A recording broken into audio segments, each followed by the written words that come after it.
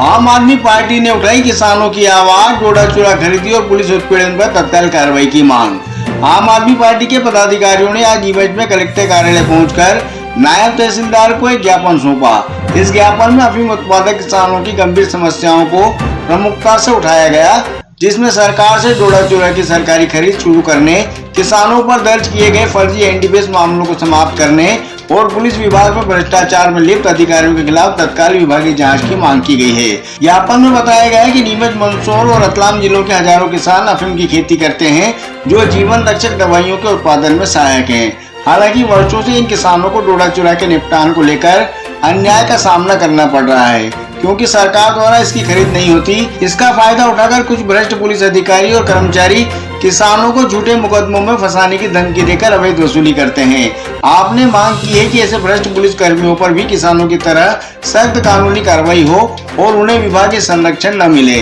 Party ने फर्जी मामलों की एसआईटी जांच और धारा 8/29 के दुरुपयोग को खत्म करने की भी मांग की है, ताकि निर्दोष किसानों को प्रताड़ित होने से बचाया जा सके। आम आदमी पार्टी आज जो हमारे अफीम काश्तकार किसान हैं, उनके सम्मान में हम लोग आए हैं। आप देखें कि मध्य प्रदेश शासन एक तरफ नशा मुक्त अभियान की ढकोसला कर रही है और उसकी प्रामाणिकता यहाँ सिद्ध होती है कि जिस अफीम से डोडा निकलता है और उसका डोडा चूरा रहता है, उसका कई साल हो गए, अभी तक खरीदी के लिए कोई भी उसकी नीति निर्माण नहीं किया गया। अब वो किसान, आम आदमी किसान उसको कहाँ रखेगा? उसके पहले ही 1 या 2 मकान रहने की जगह नहीं, उसके बाद वो बचा के रखता है और किसी कारण से अगर चोरी हो जाती है तो उसके ऊपर केस लाद दिया जाता है। और 8/29 की जो धारा है, अगर कोई विरोधी है उस गांव में और पुलिस के जो मुखबिर बने हुए हैं, उनके नाम लेने मात्र से उनको प्रताड़ित किया जा रहा है। ये किसी से छुपा हुआ नहीं है और इसमें कई पुलिस अधिकारी, अभी 2 दिन पहले की भी बात है, और ऐसे बंसी गुजर जैसे हों, कई नाम हैं और कई अधिकारी रहे हैं जिन्होंने किसानों के साथ व्यापारी बनकर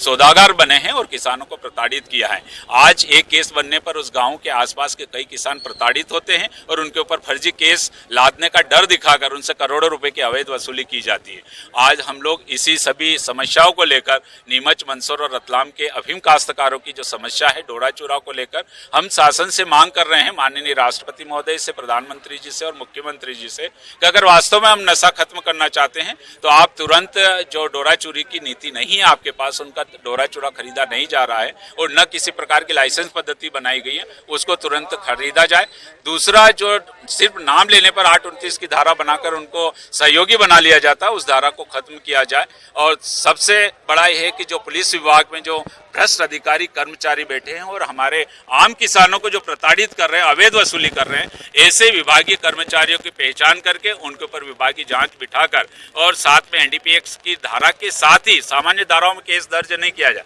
उनके ऊपर विभागीय 420 और जिस प्रकार से विभाग की छवि को धूमिल कर रहे हैं, उसकी भी धारा लगाकर उनके ऊपर दंडात्मक कार्रवाई करना चाहिए, वैधानिक कार्रवाई करना चाहिए। आज इन्हीं मांगों को लेकर हम यहाँ पर माननीय कलेक्टर महोदय के माध्यम से राष्ट्रपति महोदय, प्रधानमंत्री महोदय और मुख्यमंत्री के नाम से ज्ञापन देने